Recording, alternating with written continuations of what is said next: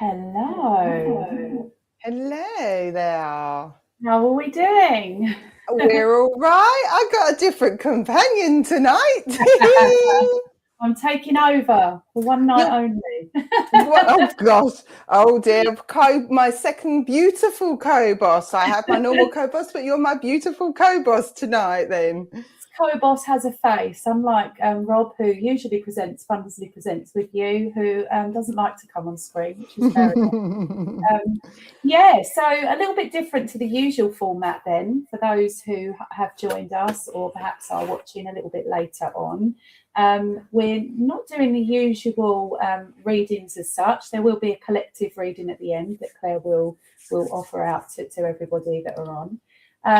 But we're going to do like a questions and answer kind of session with Claire to kind of look at the story of Claire's spiritual development and that part of her life, which is a huge part of your life, Claire. So interested to see and hear about that as we go through the night.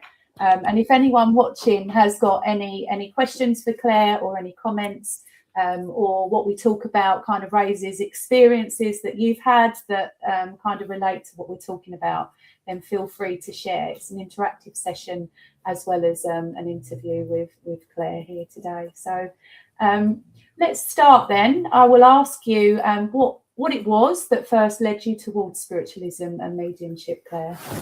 So it's a funny one. And I know, Donna, you probably will get it. And I know so many. I've never doubted that there's life after life. It's the same in the belief in your belief system with spirit or your belief system with God or goddesses or whatever the belief system. I just never doubted that there wasn't life after life. Were there people around you as you grew up, Claire, that had that philosophy, or was it something that you kind of just knew within you without being told that, if you like? Yeah, no. It's a funny one. So my dad was brought up as a Catholic. My mum was just normal C of E. My dad didn't have a positive experience. He was an Irish lad. So obviously, you know, the type of story that was there. And I just remember when I was when we was young kids, my mum and dad decided that they were just going to allow my brother and I have our own belief system. It was like, you can believe what you want. So they never really... Good. Exactly. Yeah. So they didn't really want me to go down to the sort of the structured way. My brother and I both kind of come to that kind of spiritualist paganism side, believing in energies. My brother kind of went down like the druidry side and really liked that side of it. And he's grown and he's changed over the years. And I kind of went down the spiritualist path, although that was very conflicting because a lot of pagans, a lot of people in that belief system think you can't be spiritual, you can't be a spiritualist. But now life has blended a lot more. So, but as I've got older, and as much as my mum and dad are not massive believers, I think as they've got older, they've believed.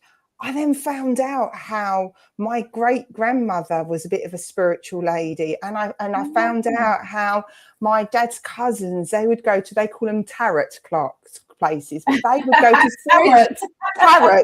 They used to say they call them tarot classes, and I found out how that my dad, although he wasn't a spiritual person, he was exposed to all his cousins and his aunt. So I then learned over the years that actually it's probably internal down my dad's side, and my mum's side, they're not a very close family, so not really much research there. So we kind of found it must have been on my dad's side where it is. But it's weird, when you're young, you don't have them conversations unless you were brought up, whereas it's different in my household now. My girls, Mr. P just sort of allows it to go. He's like, and he has the same belief. But my girls have me to sort of talk about spiritualism and if they want to work with spirit or not work with spirit. So yeah, it's one of the things. It wasn't really like a very linear path. It kind of just, but I never disbelieved. And my mum used to always call me the strange kid.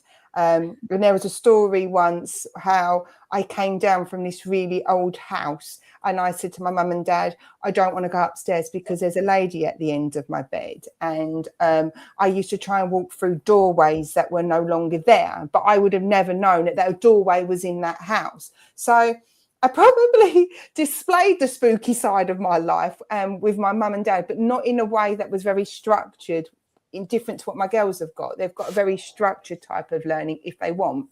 So yeah. Oh wow! Did you notice any of that with your own children, Claire? So that those early years where there was some kind of yes, knowing about stuff they shouldn't have known about.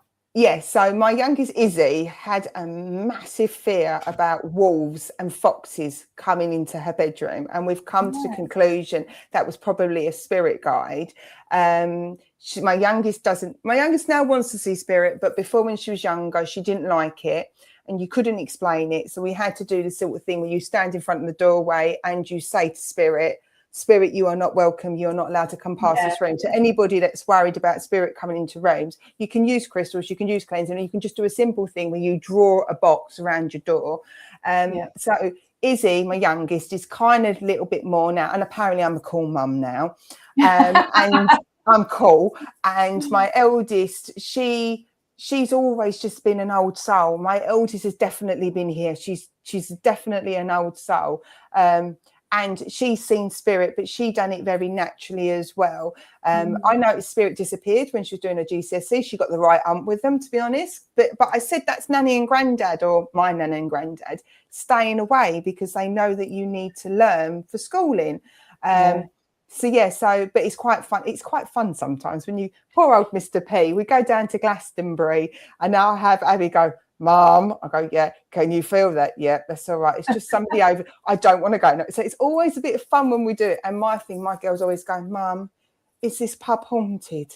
Is this haunted? I get that a lot of the time.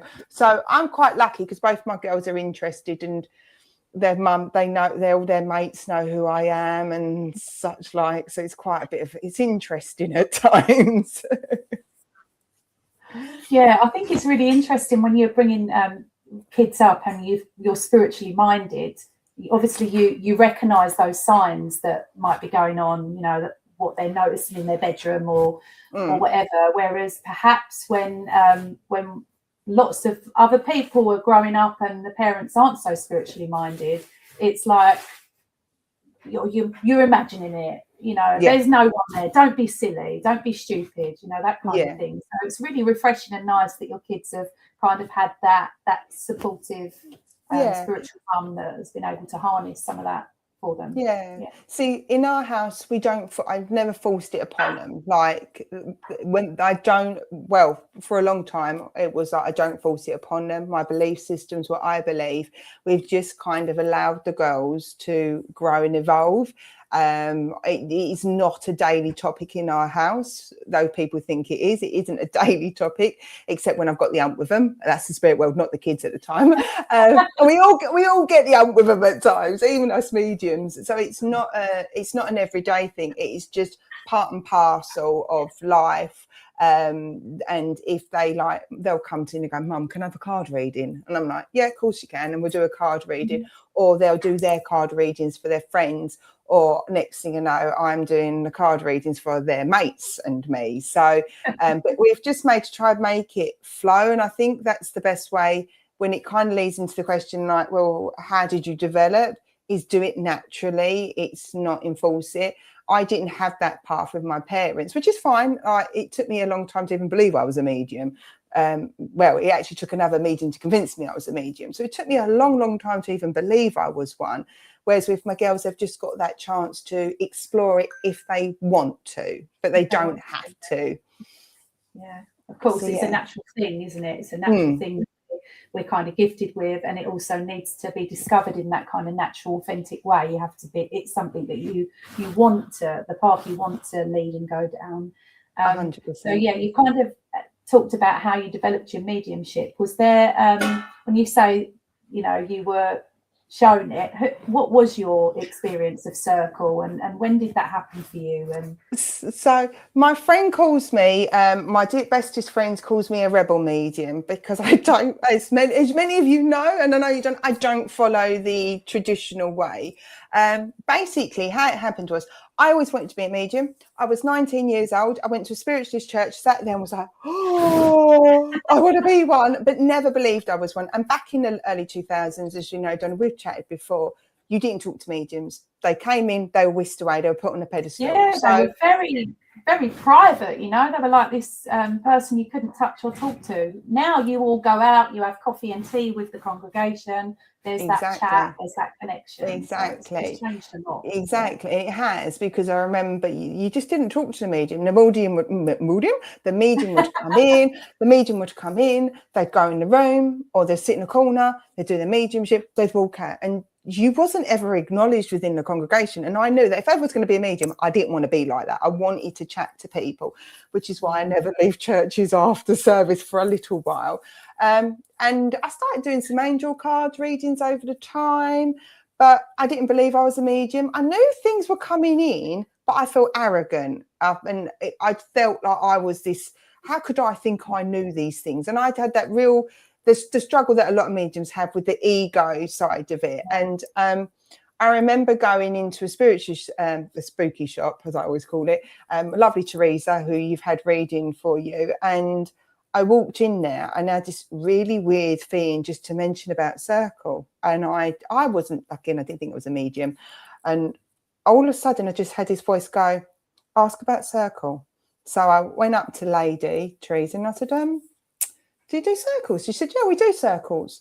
And she presented, she had a circle on the date that I could do, at the time I could do, at the price I could do, because there is a cost to circles. Divine intervention, right? So you've been inspired to ask the right person at the right time for you and your journey. Yeah, exactly. And I can't explain this thought. It just literally popped in.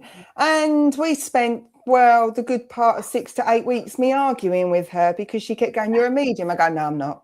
You're a medium. No, I'm not. And I spent so much time, because I didn't want, I'd put mediums on a pedestal, and that's what I want to break down. I want to be that medium that you can talk to. I always believe as mediums, we're no more special than anybody else.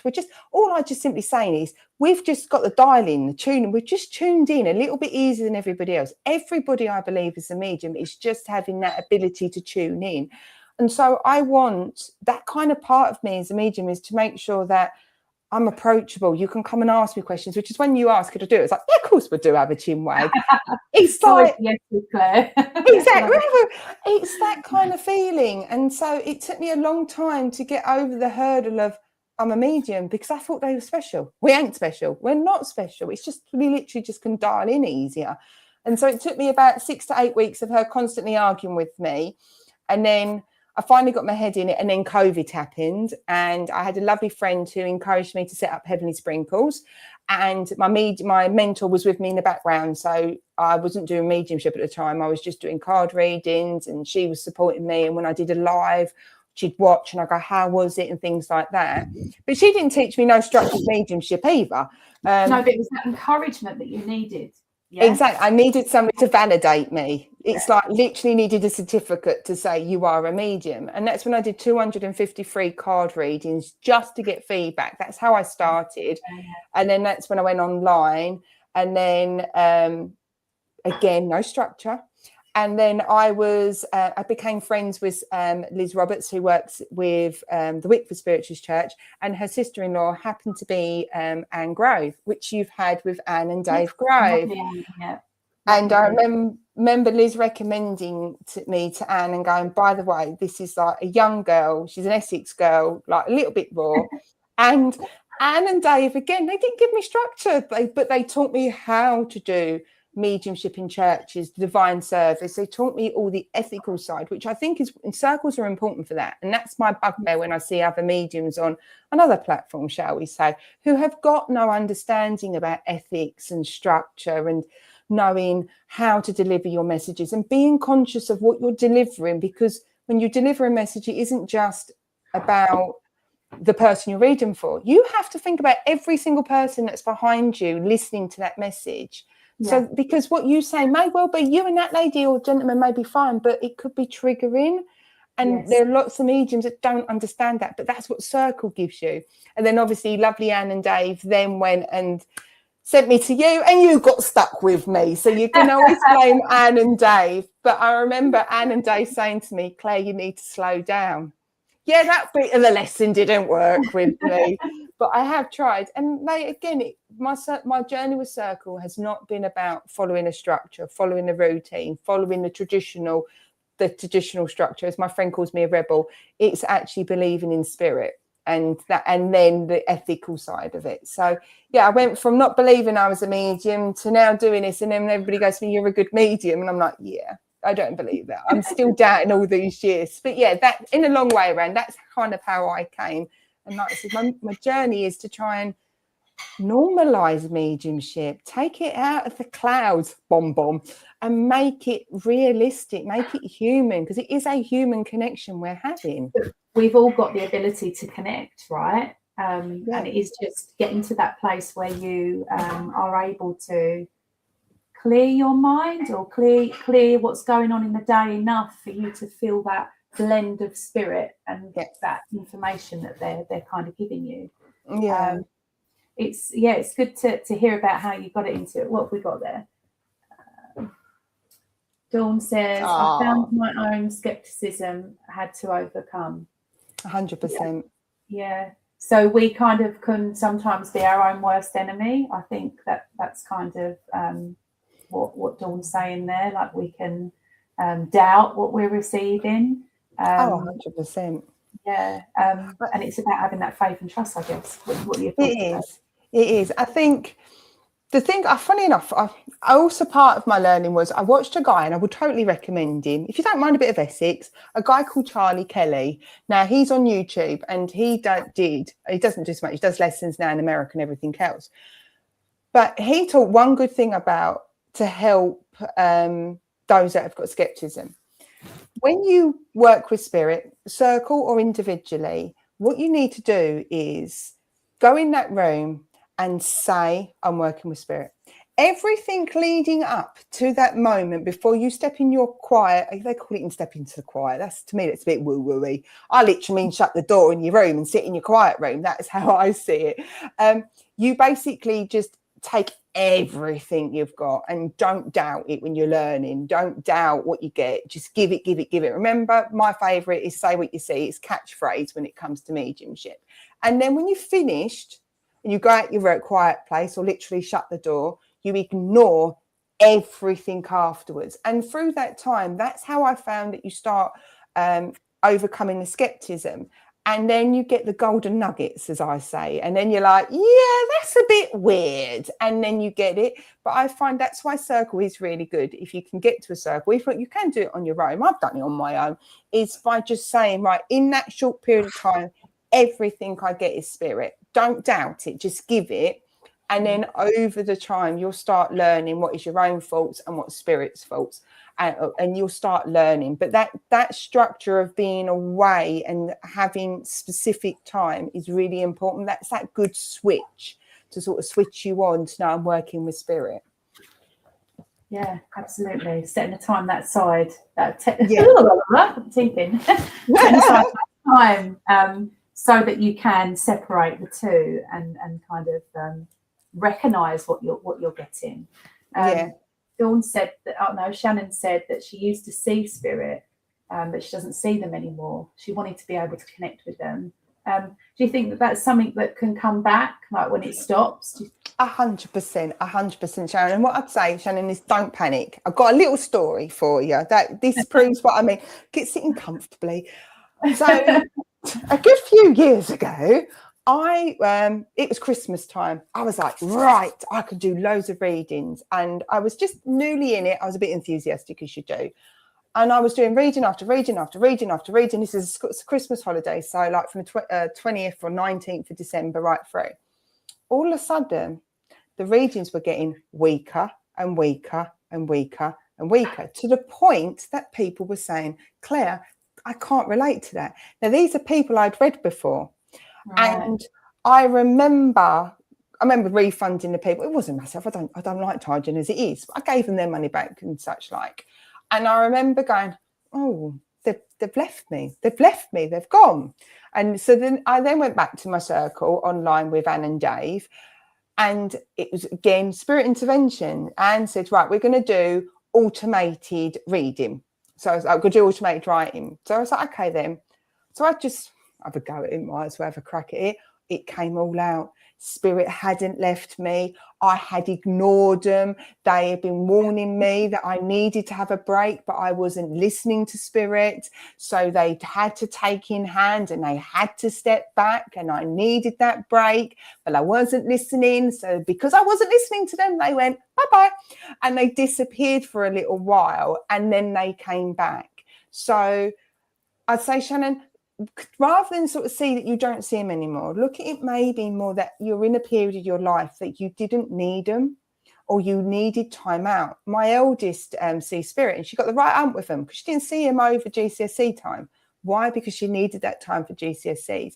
And as a good friend of mine says, we are still here living our earthly life, and being our mums and wives and partners and girlfriends and dads and husbands and cats and dogs and whatever it is. We have to reflect that maybe the reason we have to live our earthly life as much as being up in the clouds with Spirit. So Shannon, take it more that maybe you needed a break, and maybe they'll ask them to come back, and they will come back. I promise. They don't leave you. They just teach us lessons. Thanks, Spirit. Sometimes we need to remember that we are absolutely living that earthly life. 100%. What we've come down to live this earthly life for has lessons attached to it that we need to go through, certain struggles and periods. If we're too focused on the spiritual side of things, we're not 100% focused on the physical. So it's 100%. Like it's up and down, isn't it? For some people, for sure. So thank you for sharing that, Shannon. So Claire, I mean, you've loosely answered this already, but kind of looking at how you've developed as a medium, I'm wondering what the biggest lessons that you've had to learn along the way.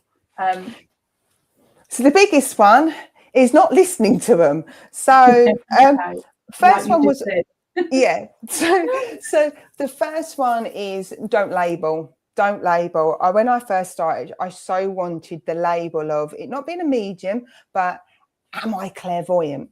Am I claircognient? And I wanted, first of all, to have that label because everybody likes the idea of I'm a clairvoyant, I'm clairaudience, and and so the first lesson I had was don't box yourself and label yourself. You have one or two major clairs, and then your other clairs build up around you.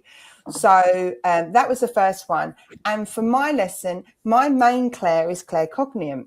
So I'm clear knowing. It feels like it's being downloaded in my head, which was where the issue was, feeling arrogant because I'm knowing things about people and I don't know why I know it. I just knew it. And it was trusting Spirit and taking out the labels. We all have a label. We're a nightmare for a nation for it. Forgetting the labels, working with what I've knowing, and the amount of times I've kicked myself by not saying what's coming. And so the lesson I've learned, the biggest one, literally, is play catchphrase with Spirit. Say what you see or hear what you see or whatever. The amount of times I've gone no, I've ignored it, and then the person goes, "Oh yeah, blah blah blah," and I'm like, and you can't go back and say, "Well, I was going to say that," because then everybody goes, "Yeah, right." So the biggest lesson has made sure for me is that don't get yourself so structured in your labels with your claircognient and such like, and also literally say what it is, but be brave. It's scary to do that. But it's brave, and go deep. So there were the kind of bits I learned, and having confidence in yourself as well. So we've got Rob's going ahead with his comments. Yeah, lots of comments. Do you know what, Kerry? you say about you have got ADHD. Do you know what? This might be a little bit controversial. Don't worry, Donna, we're okay.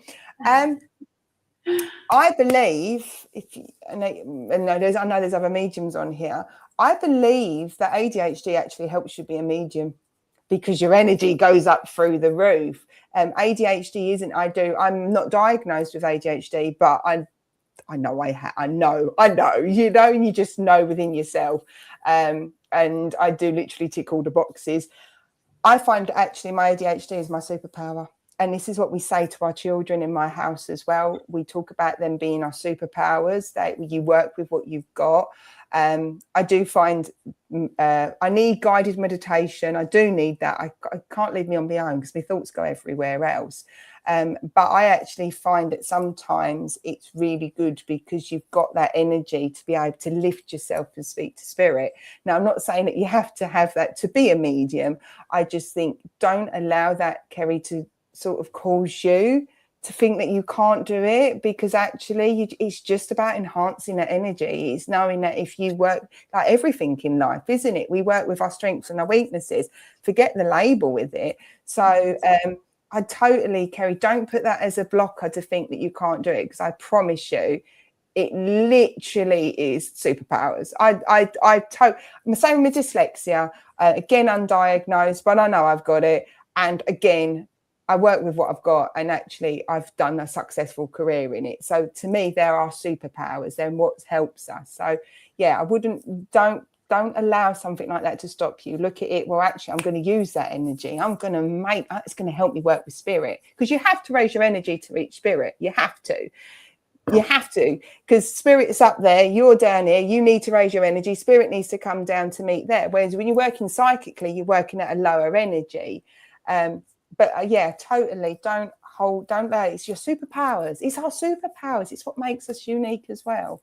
So yeah, we kind of went off from tangent there. I mean, it's really important, isn't it? Because obviously, some people that have got these things that are going on for them, and superpowers, are wondering if perhaps that might block them. But actually, it can enhance. I know that. We talk a lot about meditation and bringing the energy down, going into that like relaxed space to be able to then hear and sense spirit. But that's not always the case for everyone. Like you say, I've had mediums come along to me and say that I can't open up that way. I put the rock music on in the car to lift my energy up.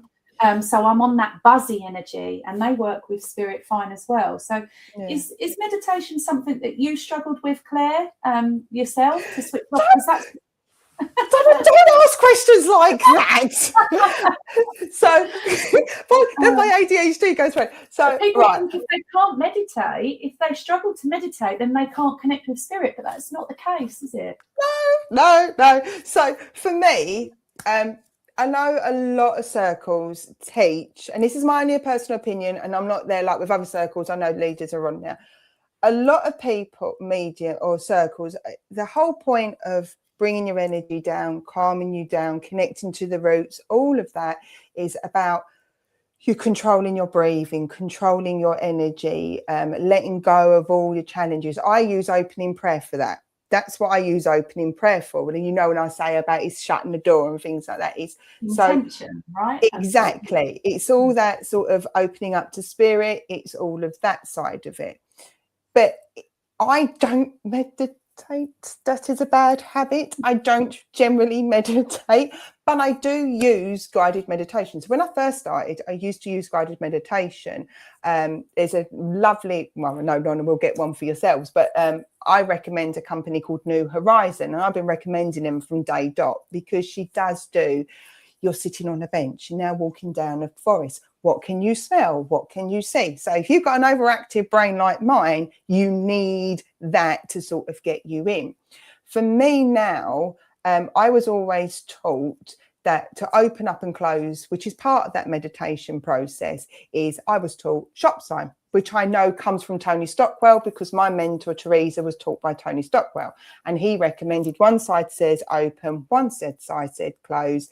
You switch your shop sign to say I'm working with spirit, you stop trying to say you're not working. Now, my answer is, are you there? If I answer that question, they rock up. And then if I tell them where to go, sometimes not necessarily in the best colourful language, shall we say, I'm telling them to stop working. Now, for me, coming online, on, coming offline, off. So I don't use meditation, and I'm naughty, but I would say anybody that's growing and developing, it is a really good way to quieten your mind down, quieten your body. Then you can raise your energies.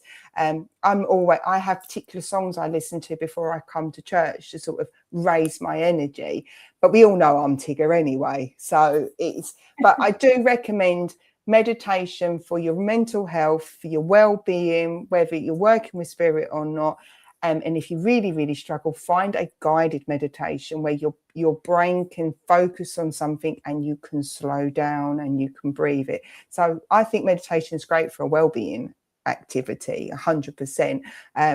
Like I said, I've been doing this for a long time now. So I have got bad habits. If I was teaching, I'd teach the right way. But I think that's what happens is you get used. It's like driving a car, isn't it? Like Absolutely. From being a beginner to being experienced. Exactly. Yeah, none of us curse at all either, do we? So, yeah. But I do think meditation is important, especially when you're starting your spiritual journey, because it is about calming yourself down, shutting the door out, as you say, opening up your intention. But we all work differently. Some people might find that too woo-woo-y. They, as I say, they might want it a bit more. Some people have never really mastered meditation, but for someone that's struggling perhaps with the active mind, the ADHD, then certainly a guided meditation, as Claire said, is more likely to help, because it's asking you to go somewhere. So you're following something constantly as opposed to just being quiet, which takes some skill to be able to do. And I'd always say, carry on with it, keep trying, because it is something, it's like the muscle in the brain almost needs to be exercised to learn how to do it. You know? So let's have a little look at our little question list. If anyone online has got a question for Claire, please do put it in the comments, because we are interacting with you guys as part of this. But this is a good one. How would you describe the experience of communicating with spirit to someone who perhaps has never experienced it? So the experience of communicating with spirit, what does that really feel like? Sometimes I feel like I'm on my own. No, I think once you start, when you're on platform beforehand, right? So I will tell you, every single medium, the new mediums, experienced medium, old mediums, this is down to earth. You brick it before you even get there. So anytime you see me being really, really confident, I can tell you I'm having a meltdown before I've got there, and I have a meltdown afterwards, because then I spend my whole time was I good this and good that. So that's the first thing.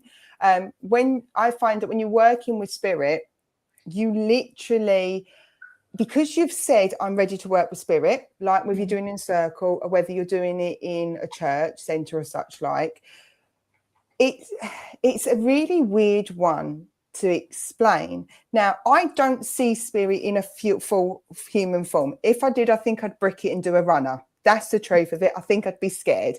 So spirit present themselves with images in my mind.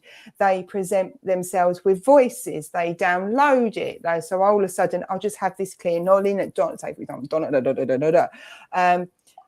you don't feel alone. Now, for me, spirit are in and out of my energy all day long. So you'll hear some people say, I can feel spirit coming in and can feel spirit going out. In my situation, I have felt them all day long, in, out of my energy all day long. So I actually quite struggle when I hear mediums say, I can feel somebody coming in. I'm like, can you? Like, they're there, because my energy is blended with spirit so long, so much.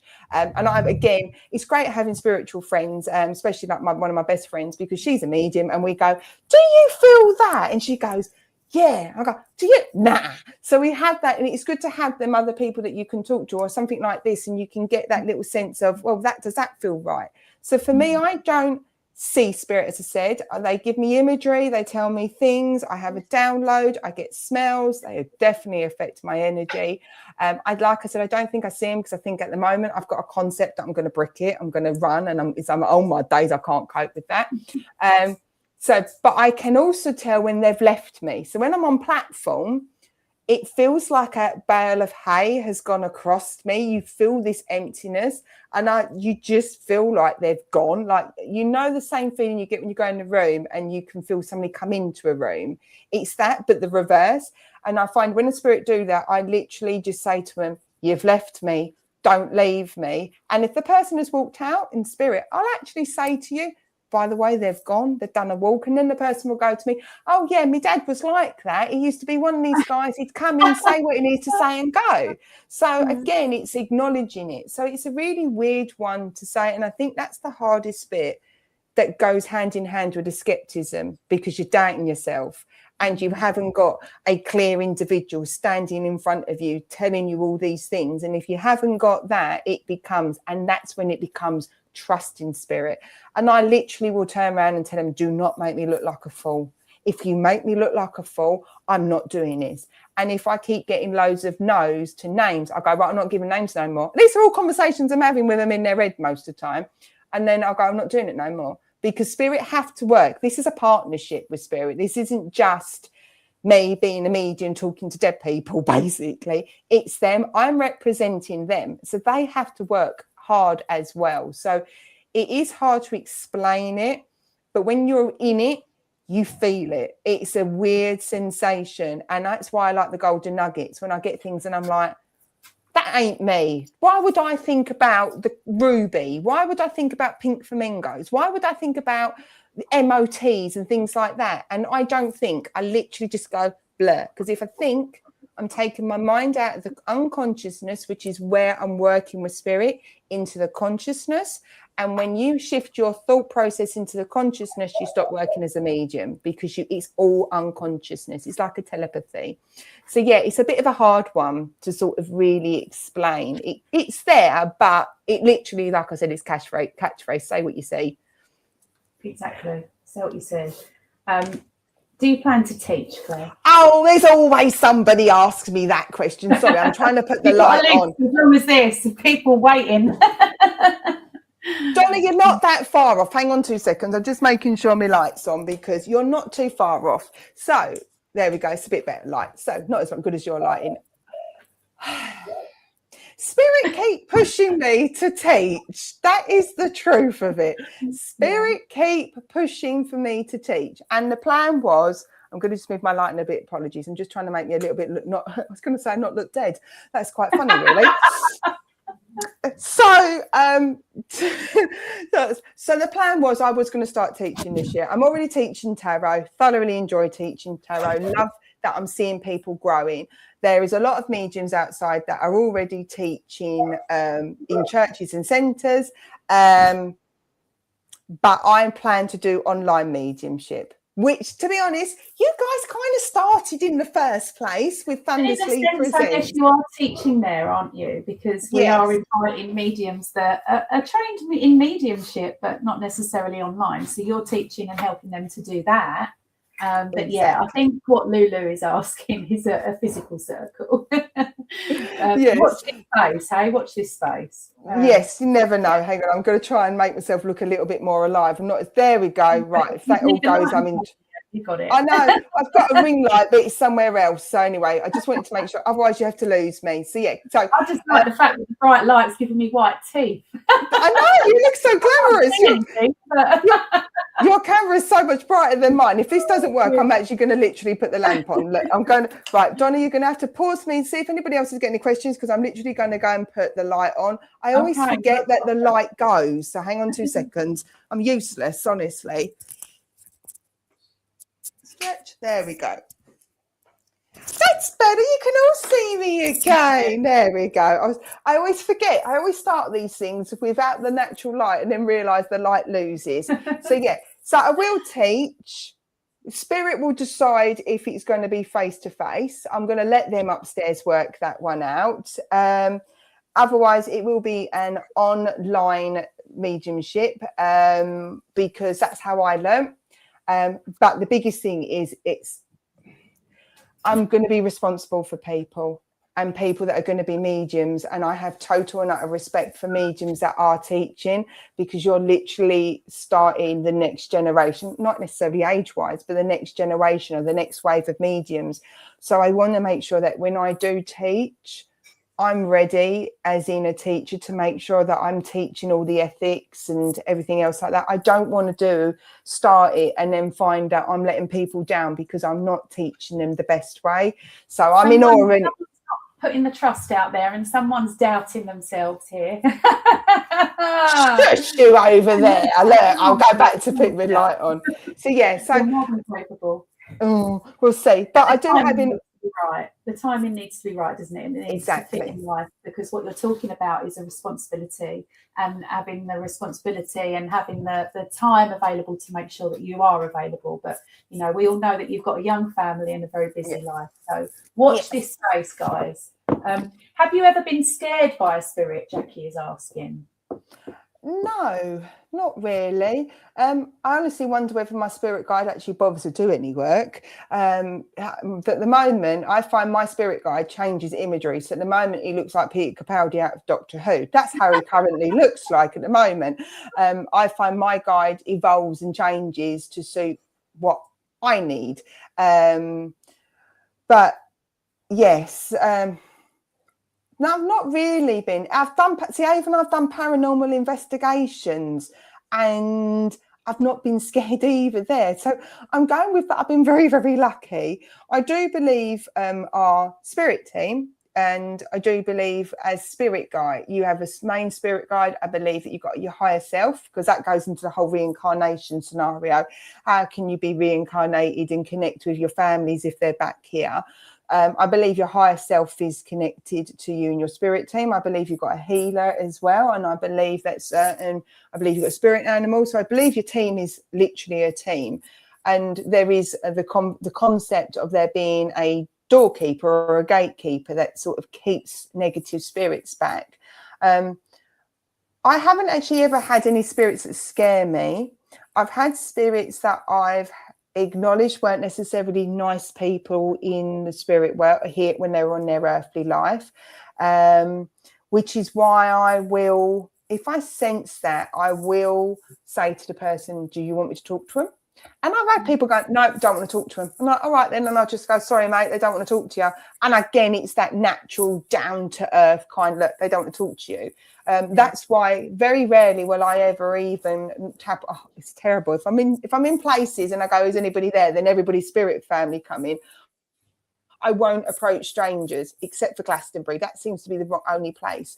I generally won't approach strangers, because you don't know whether the person you're chatting to, what that person down here that is in front of you, really wants to talk to the person in spirit. So that's why I don't approach people. So I'm not that type of person.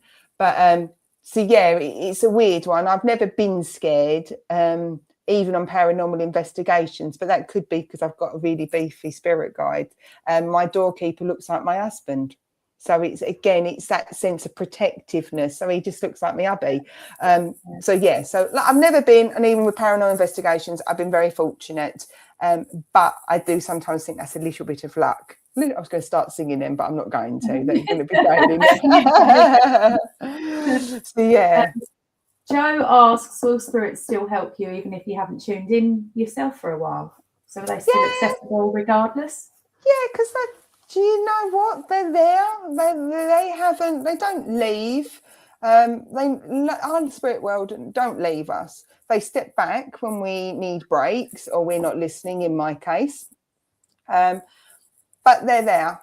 And they're always there to help. It's actually us. We're not a great race, shall I say. I couldn't think of the right word. We're not the greatest at asking for help. I do ask spirit for parking spaces quite often. And now my husband jokes that my father-in-law has passed over, and when is he going to be promoted from parking attendant? So but I won't ask my father-in-law. I literally go to my girls, ask granddad, because I can't ask my father-in-law. I just ask the spirit world. I ask for the parking agent, and it works. So yes, Joe, they don't leave you. They may become absent because life is noisy. life is really, really noisy. But you can ask for signs. You can ask for spirit to give you signs. One good thing, and it also ties in with manifestation as well. You can ask spirit to show you something, and you have to give it a good 72 hours. You've got to give it a good 4 days. And you say, right, spirit, can you tell me I'm on the right path? If you're doing manifestation or something like that, and you say, right, can you show me a pink elephant, for example? And you just put it out there, and you can say it to your loved ones, please, can you show me a pink elephant? Now, don't go looking for it, because you know the minute you look for it, you'll think, oh, I looked for it and everything else. You literally just put it out there to the spirit world, put it out to your loved ones, say, look, I need to know you're there. I need that reassurance. Please, can you show me a pink elephant in my example? Generally, within about 72 hours, you will see the imagery that you asked. It might be on a cartoon. It might be in a bookshop if you was doing your pink elephant. It might be in, I don't know, on a flower pot or whatever. And spirit will give you that. I asked a long time ago. I wanted Peter Rabbit, and I was like, oh, I thought, oh, typical. If I see it in a bookshop, I didn't. I saw it in a florist. I walked past the florist, looked left, and there was Peter Rabbit on there. Now, I wouldn't expect to see Peter Rabbit with the florist. Okay, yeah, a little bit. So what I say, Joey, is they don't leave you, Joe. They're with you at all times. But if you really feel that you need that reassurance, give them an image to show you, and give it about 72 hours. And generally within about 4 days, you'll see that image along. But that doesn't have to be an image. It can be a song. It can be a car edge. It doesn't have to just be that. It's just that's generally the one that you would say with you're manifesting as well.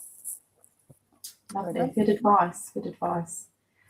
What's the most powerful, or you talk about golden nugget, Claire? So have you got like a memory of one of those golden nuggets that's always stuck with you, that you know really impressed you from spirit? So the one I had, and it's funny because it's not a massive thing. When I was starting my mediumship online, so I started in February 2021. That's when the first time I had a crack at being having a go at being medium. I'd been a medium online. I'd only been doing mediumship for a little while. And all of a sudden I was worrying, I was doubting, and I got pink flamingos. Now remember, this was back before TikTok land, so you didn't see anything a bit like this. And I just went to the girl, can you understand pink flamingos? And I was worrying. And the girl come back and went, yeah, that's on my pajamas that I'm wearing now. And it's not a massive thing. It's not like the lottery numbers. It's not massive wows. But that's, to me, is what golden nuggets are.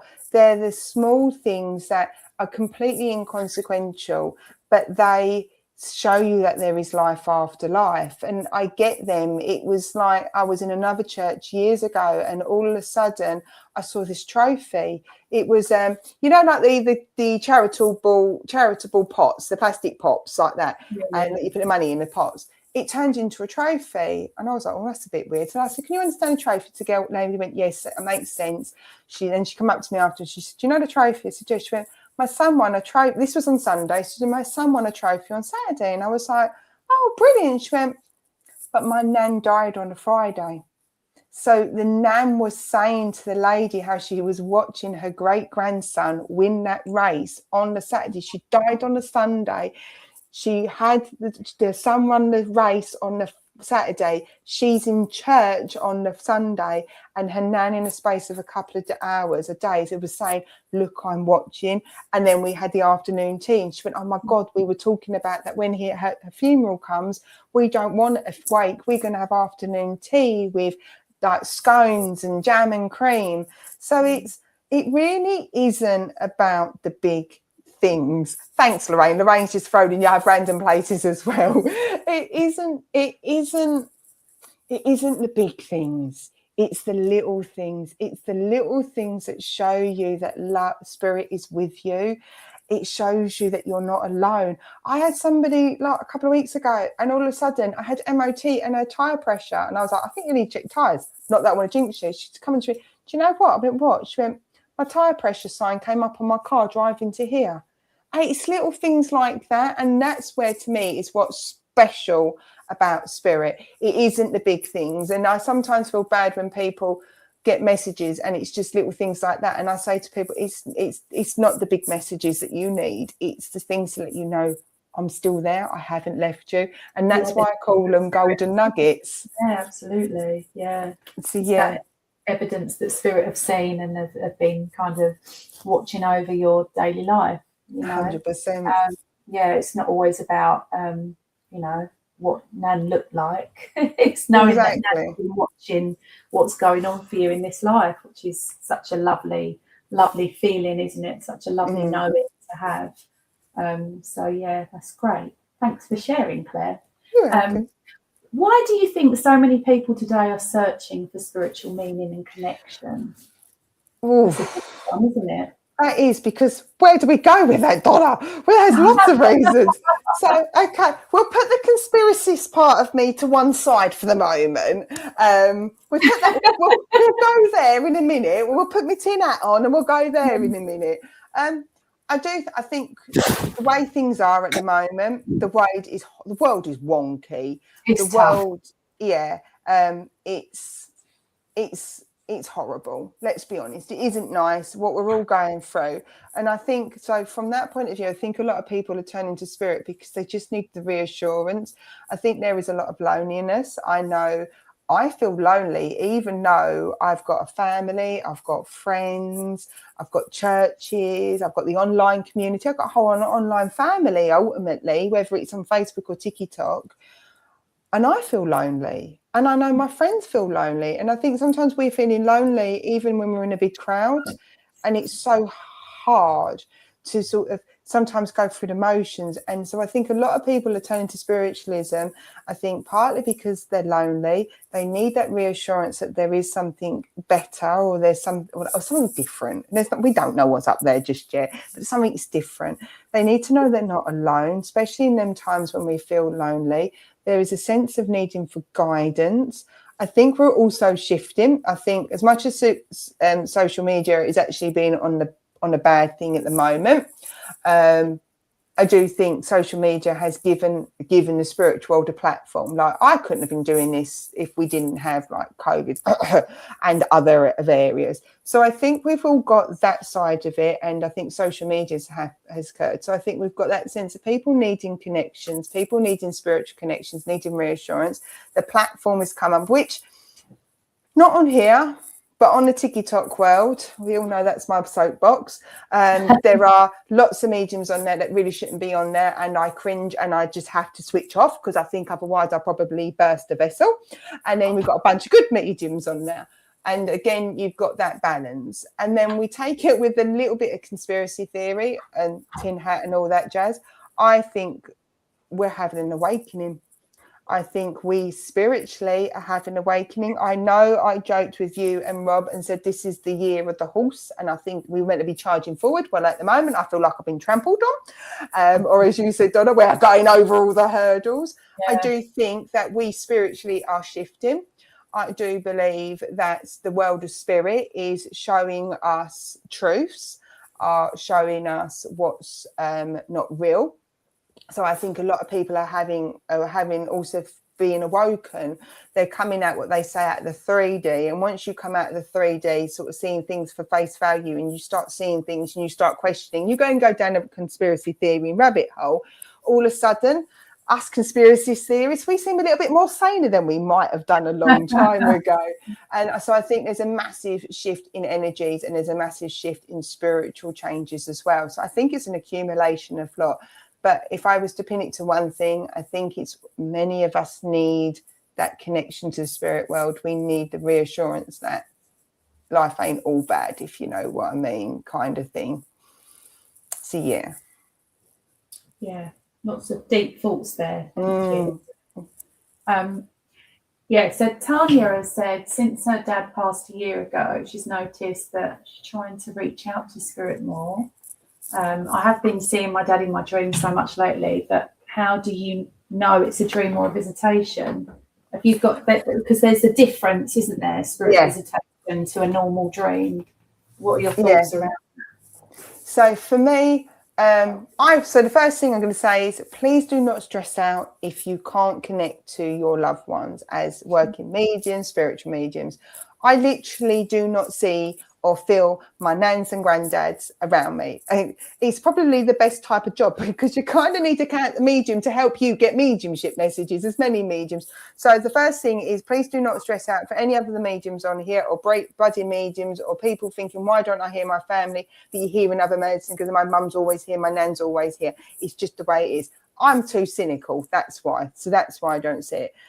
The biggest thing I think is the feeling you have in your dream. A visitation leaves that feeling. So it is a feeling. So here's an example. My dad, as we talked about a bit earlier, is not spiritual. We know it's come from that side of the line. Yet my dad, in a couple of years ago, said to me he felt like my granddad, his dad, was in his dream. And in his dream, my granddad was saying to him, oh, you're being a silly Irish. So he's got a real strong Irish accent. So quite colourful language. You're being really silly. You're getting silly. You're getting yourself stressed out. Stop it. Like, you're doing a grand job. And my dad came out. And my dad was like, bearing in mind, he doesn't generally believe in spirit. He came back and went, I had a really weird dream. Your granddad, my dad, was in my dream, and I really felt he was there. Now, coming from somebody who doesn't believe in spirit that much, the fact that he felt like my granddad was there was a visitation. Mm-hmm. So I think that personally, the easiest way to know whether it's the feelings that you're left with a visitation. But also, Tanya, don't get hung up on it. Don't try and analyze it. Take it that your loved one, your lovely dad, has come to see you, has come to give you a support, come to give you comfort and reassurance. Don't try and again, it goes back to that analysing that mediumship. What am I? Don't analyse it. Just take it, and it will be that they've come to you. And if you need a little bit of one, it will be that feeling like, oh. And you know, you get them dreams, didn't you, Dan? You're like, oh, I swear I'm having astral projections in my dreams, because I will wake up literally feeling like I have lived a whole entire life. But that's another story. So take it as in that your loved ones are with, that your lovely dad's coming with you and come to support you. Absolutely. And I think there's a huge difference. It's saying goodbye to Mr. P. That's all. I'm saying goodbye to Mr. P's off to work early. Sorry, No, Mr. P is definitely down here. Apologies, I was just waving to Mr. P, bless him. I did give him this goodbye beforehand, though. Sorry, Donna. No, it's all good.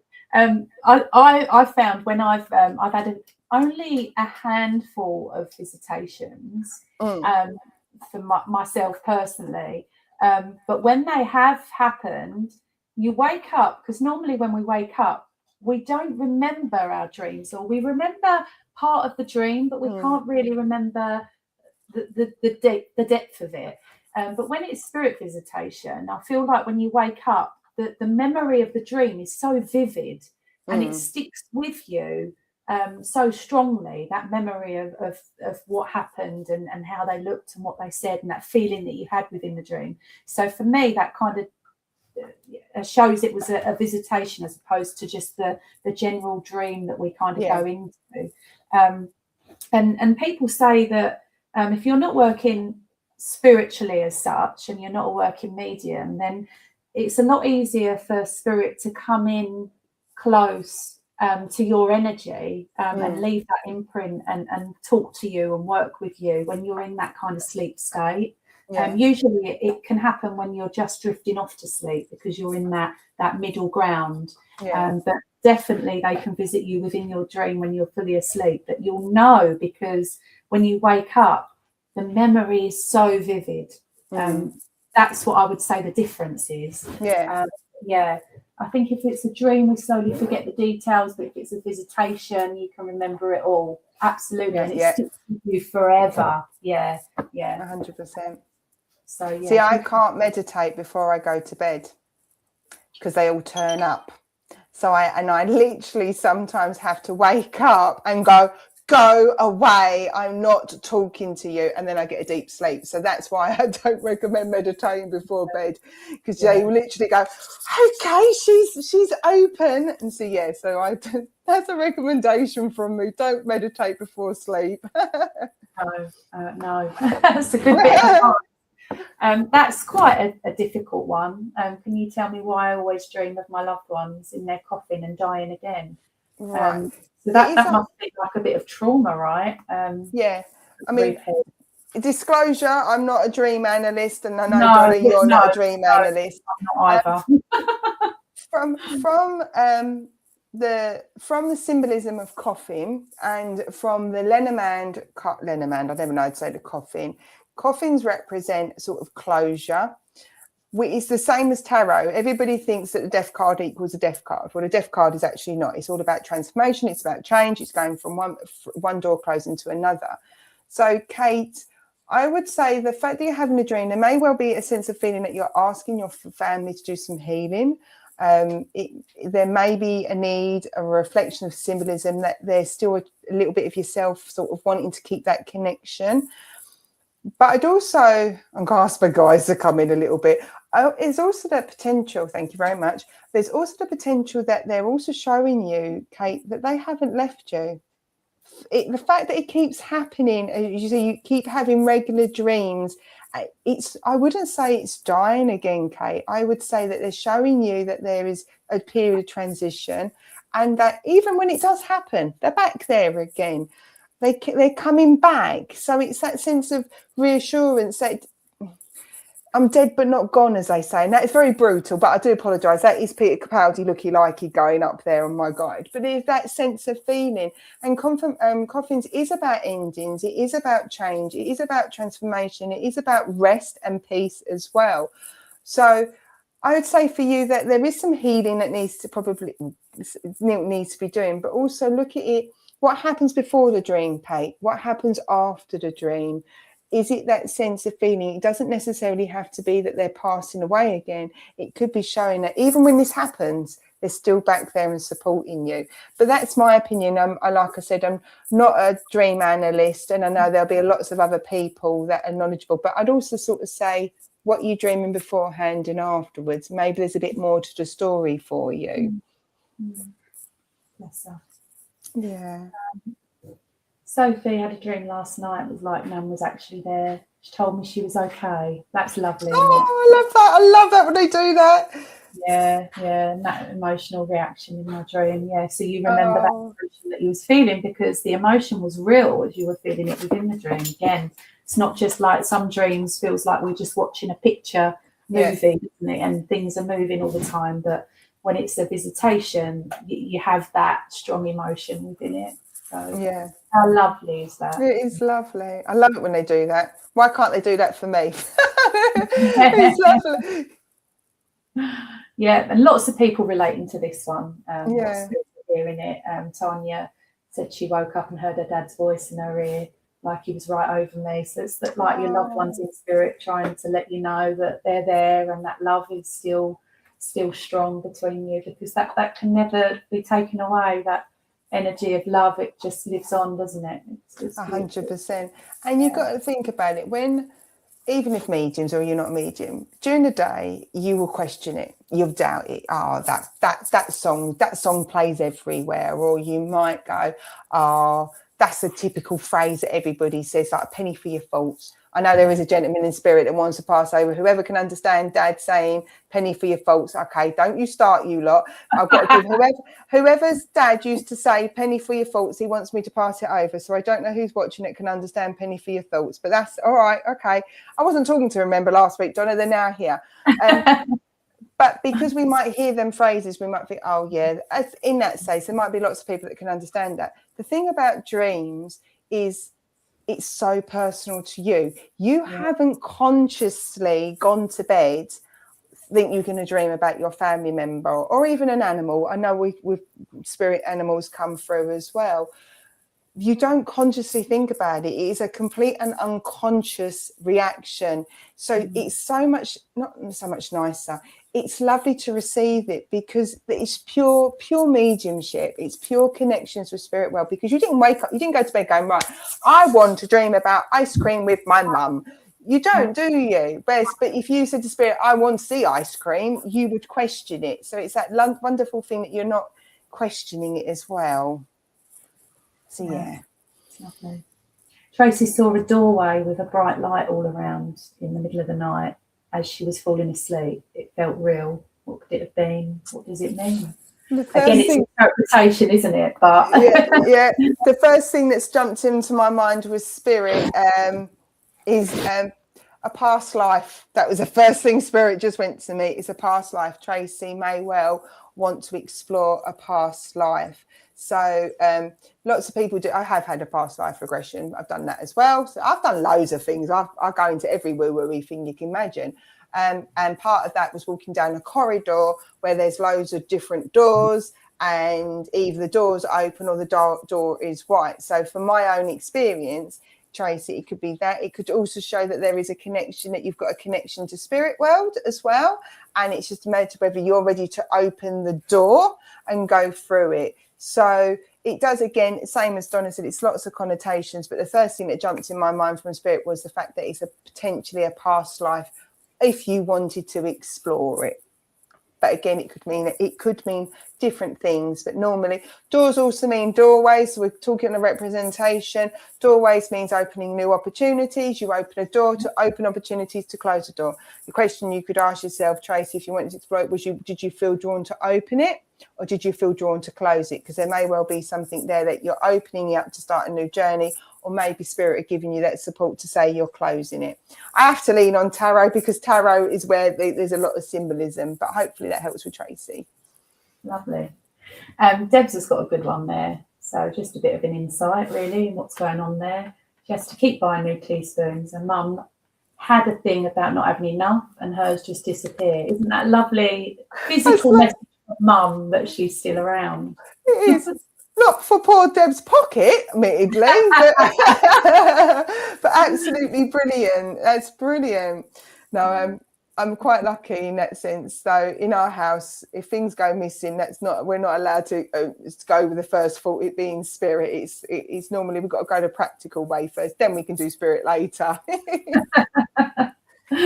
Brilliant. Keep seeing robins and white feathers. Messages from spirit, I guess. Yeah. So a lot of people. Yeah. No, I was going to say a lot of people associate white feathers and robins for spirit. They are what I would say are your archetypes for science. But I'm a great believer through my own experiences and experiences I've spoken to others, how white that symbolism or signs from spirit can be different things. It can be songs, it can be names, it can be quotes and phrases, as I said, depending for your thoughts. It can be a conversation you've just captured. You just walk past all of a sudden you can hear some words. It can be a car registration. I have seen car regs before I've gone into the world of into platform, and I've been brought the reg in my mind. So I would say they are our archetypes. They're the ones that everybody always associates.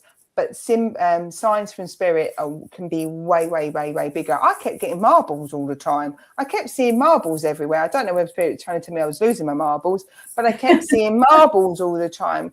And it was a case of sort of letting spirit let me know. And there was no point, there was no rhyme or reason for them. A lot of the time, I'd say, okay, spirit, there's a lovely one. If you notice a stone in your way, that normally is asking your loved ones to slow down because there's a stone in your way. So you might find stones in your pathway that weren't there before. They wouldn't have a reason. And a lot of the time, again, it's that sense of feeling of spirit saying, stop, look, you notice it. So there's lots and lots of other symbolism, but they are our archetype ones. They're the ones that everybody generally goes to when they say that. But just remember, it doesn't have to be them. It can be loads of things, rainbows, everything, books. And like, who was it? Like Debs with the teaspoon, it can be something that relates to that person that only you would know about. Just a little memory of my own. We were going through a difficult situation that involved something around my granddad who'd passed, a difficult situation in that. And it was a really tough day. And I walked out of this building, gone to my car. And as I've looked down to open the door of the car, there's a playing card, the Ace of Spades, sitting on the ground. And that's quite a rare thing to find on the floor. And that was just something that we did every other week. We played cards. So for me, it was like I paused for a moment. I recognised it. I was like, thank you, Grandad. I saw that. I hear the message and I received. You're with me. Yeah. Thank you. So always acknowledge it as well, I think. Yeah. Do you think, Claire? Like when you sign, give thanks and let them know that you've recognised it. Definitely. I mean, it's like what I told you, Donna. Last week, I had the ump with spirit. I'm down to earth. I'm not every medium is love and light. We have to be. We are like exactly. And I was going to say we're diamonds, girls. So we're diamonds. But you think about we're diamonds. We're multifaceted. I had the ump with spirit last week. It was a big thing. Now I know it's divine timing, and I know it is, and I know it's all happened for a reason, and I haven't got that answer yet, but I know that is. But anyway, I had the right ump with them. I'm not going to just like be all love and light. I had the ump with them. And I was saying to Donna, talking about signs and things, I said, I'm not talking to you. You can jog on for a little while, go away. And then that next day, I said to Donna, it's never happened. I went past my living room and there was this massive plume of smoke, like somebody was smoking a cigarette or vaping. Now, my eldest, who has had an operation recently, she was in the bedroom. Dad was my husband was with her, and he's the vapor, and she's not allowed to vape at the moment. She's the vapor. So it weren't them. My youngest was in her bedroom. We live in a bungalow. I questioned her and she's like, no, Mum, I promise it wasn't you. And it was this massive plume of smoke. And then my youngest come in and went, Mum, that's because you're not talking to them. So they've made and showed you a massive sign. And I was like, I'm still not talking to them. I am now talking to them, obviously. I kissed the maid up, shall we say. But again, like I said, normally that would freak me out. Even at night times, I can't look down the corridor at night times when in the hallway's dark. It scares me as a medium. But that was a sign to say, look, we're here. We haven't left you. It was a big sign. And now, like, obviously, I'm talking to them and I probably won't ever see that plume of smoke. But it was, again, another sign, as you say, Don. And I had to sort of go, yeah, I know you're there, but I'm still not talking to you. We had a tiff, but mediums are normal. And that's the whole thing I wanted to start at the very beginning is we're normal. And I want to take away this mysticism about mediums and take away this whole, like, we're special and we ain't. We get the ump with them as much as you do. We cry about them when they're not making signs. That we're exactly the same. It's just, as I always say, everybody's a medium. It's just that at the moment I have, and I say at the moment because it can always change, I can just dial in, or I can just do the dial tone, a bit like on a radio, and get into that radio signal. So yeah, so there's my little example, but mine was because I had the ump with them. I haven't got the ump with them now. I love that. So it kind of what you just said there as well rounds us off quite nicely to the last question that I've got on the list, which is, what advice would you give someone who wants to develop their own spiritual awareness or mediumship? What would be those golden nuggets of advice for them if they're watching? There are some on there. Yes. So for me, it's don't try and push yourself to do your mediumship if you're not in a good place. It's very easy to try and be a medium and do your mediumship because you want your loved ones there, you want that connection there, but everything's really, really chaotic. It has to be your mediumship, and starting your mediumship has to be divine timing. It has to be a period in your life where, I'm not saying everything's got to be right, because it doesn't. Not everything has to be perfect. Nothing's perfect. But in a place where you can breathe, that you can work with spirit and not pushing yourself. So for those who have been working mediums and you've noticed that spirit has disappeared, it's because you need that time to rest. For newbies, it's find a circle if you can, whether it's online, not that I'm promoting mine just yet, but you've got, like, the lovely Karen, if you're in the Essex area, or if you can't go to a circle because you can't find a circle, go to your spiritualist church. The spiritualist church will be able to help you. Not only will you be supporting your community by going to your spiritualist church, but you'll also find a massive family. You'll find people that will understand, that will go, yeah, you're not completely bonkers, you're not completely woo-woo-y. There is something there, and you will find your mentor. But you need to also remember, spirit will bring your person to you. Like what happened to me with Teresa. I wasn't looking for Teresa. I walked into a spiritual, metaphorical, whatever it is, meteorological shop to get some pretty crystals and a bracelet. I wasn't looking to do my circle. Spirit placed that person in front of me, Teresa, who took me on my next path.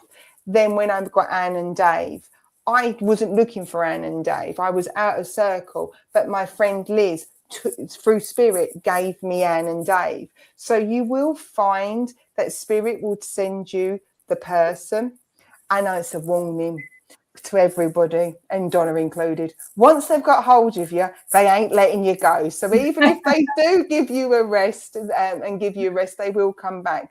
But you can do lots of online learning as well. You can do lots of different things on your own as well as there. But for Julie, I'd say look on Facebook. I was going to say my other word I call Facebook. It was a nice word. Look on Facebook. It wasn't going to be horrible. Look on Facebook or type in Spiritualist Churches in Liverpool. And you might find that there's a Spiritualist Church in Liverpool. I know not everybody. It's really, really weird. Glastonbury doesn't have a Spiritualist Church. It's really weird. Of all the places, it doesn't have a Spiritualist Church. I've got people from Glastonbury and they go in Somerset. There's not many in there. So, Julie, I would just type in Spirit on Facebook or Spiritualist Church. But there are a lot of churches that are now doing online churches as well now. I know there, and obviously you have your divine service on Sundays. Why Thursdays? Sundays. So, yeah. So I'd say trust, divine timing. When you're ready, go to a Spiritualist Church to try and get some support there for you.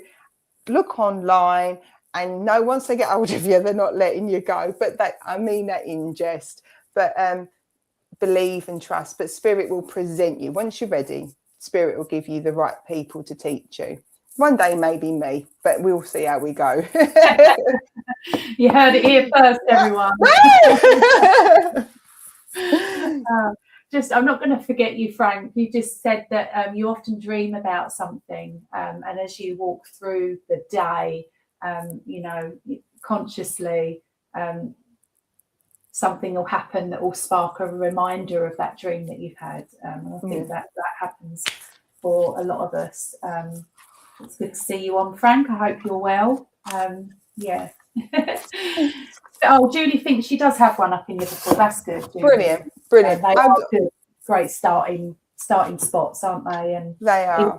Just to kind of mix with people of a similar thought, or you form great friendships. I know our church, we're like a big family in our church. You ever come this way, pop in, we just love it there. So yeah. Oh, there's quite a few on the Wirral. There you go. Well done, brilliant. Kate. There we go. And Brilliant. I'd also say, don't be put off with the word divine. Now, obviously, I that's what I love when you do, Donna, when the Thundersley do their divine service on the Sunday. Don't be put off by the title. Don't be put off the word that obviously Thundersley Christian Spiritualist Church. Don't be put off by the word church, because I know before I started, I was kind of very cautious with words like churches, prayers, Christian, bearing in mind being a spiritualist pagan. So that kind of doesn't tie in, yet we have so many similarities. But I'd say don't allow them type of words to make you be reluctant, because the church is a wonderful symbolism of community. If we see churches, spiritualist church as a community, it's your safe space, it's your family. But I know a lot of people go, oh, well, that's divine. That's like, and they think it's kind of like a traditional church service, or they'll see the word church. The simplicity of it, if you just strip it back, is a group of people with a similar set of morals and beliefs. Exactly. So, and most of those morals, I would say all of those morals are just about being a good, kind person. So you'll always meet with people, whether it's a spiritualist centre or a spiritualist church. So yeah, certainly don't be put off by it. We love ours. Yeah. And if you're really not sure, make sure that you're liking, following and sharing at Thundersley Christian Spiritualist Church so you can see their divine service on Sunday. Ding, ding, ding. I love that. Thanks, Claire. Really, really lovely evening. I know that you did say that at the end you'd pull a card for a collective message, cards in hand. Wonderful. Brilliant. Oh dear, and Rob's now just got loads of clips of us, Donna. We're in trouble. Oh yeah, I know. And they're always zoomed in as well. What's that about? I know. And it's the way I do. The thing is, Donna, they pop up on my Facebook, and I'm like, what's my face doing there? I know. And Rob hasn't warned me about it, and all of a sudden I see my face, and I'm like, okay, so right. Let's hope I get good imagery, and we need to sit back like this. Exactly. So thank you to everybody that's come in. Please, like I said, I know I done it a joke, but please give Thundersley a like, follow and share, whether you're on here or on TikTok, because they are a beautiful church. They're a beautiful group of people, all about supporting young mediums to grow and also offering a wonderful service. That's that bit, because I am being serious about it, because so Thundersley has supported me over the years, and that's why I like doing this, even if Co-Boss keeps throwing me up on the screen. So now we're going to do a collective reading. Now, what I would say with a collective reading, especially not everything, thank you very much, Co-Boss, not everything will make sense to you, not everything will resonate. So the way I always say it is, let's be realistic and let's be honest. Part of these card readings that you see on here or on TikTok, it's more TikTok than anything else, will be partly based on algorithms. That's the truth. Let's be realistic. Remember, I'm the realistic medium here. I'm not saying that Donna's not realistic. I'm just saying I am. So there's going to be algorithms. So if you're listening to one of these readings, this reading, or you ever see a thing on TikTok and it doesn't resonate, that's fine. It's an algorithm. Don't worry about it. It's just TikTok. But also there'll be readings that you're listening to that you will think, oh, that totally resonates. That makes sense. Please take that. Or you might even find that it resonates, but not necessarily for you. That will be spirit asking you to pass on that message to loved ones. So don't ever get stressed out if you're on the TikTok, not everybody is, and you or you see a post, you're like, well, that doesn't resonate with me. Am I missing something? It's generally the algorithms. Let's be honest and realistic. It's not always them upstairs.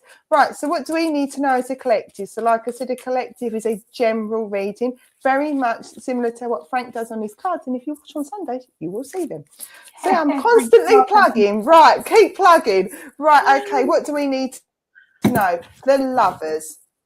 The lovers. Now, the lovers card in tarot here, by the way, these are the doodle cards, but we do like a little bit of doodling. I've just seen the imagery as well.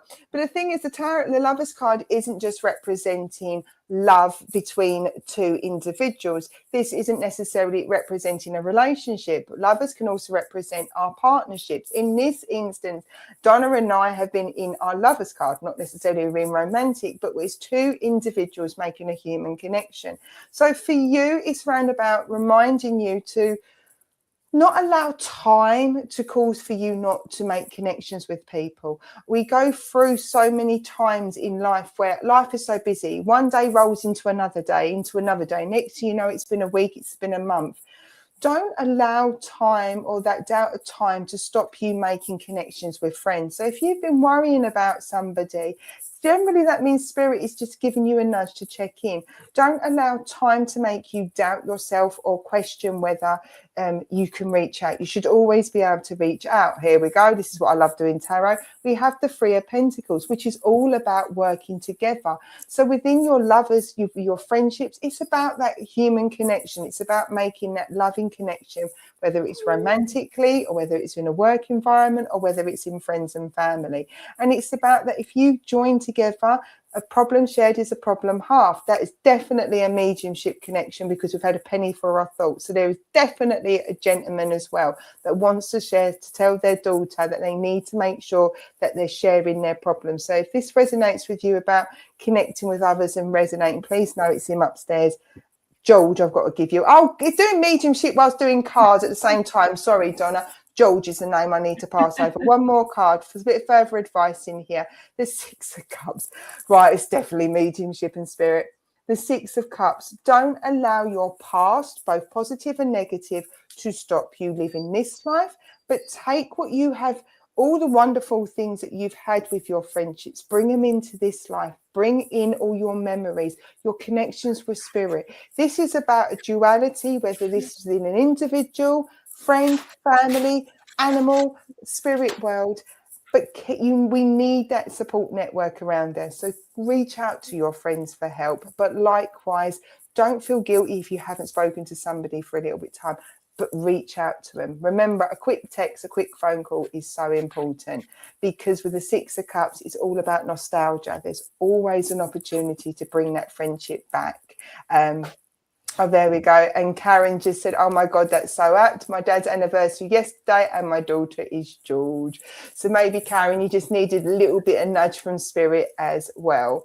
So I do hope that collective reading helps for those and encourages those that might be thinking, shall I, shan't I? Go for it. What harm is it to reach out to friends and family you might have not spoken to? They haven't left you. They're just probably living in their bubble as much as you. And with that, I'll say thank you very much. And Rob started putting the music on. Right. It's lovely as well when a medium can get a message. So it's lovely to Karen get a little message there. Brilliant. Yeah, lovely. Thank you so much, Claire, for your time and your energy this evening.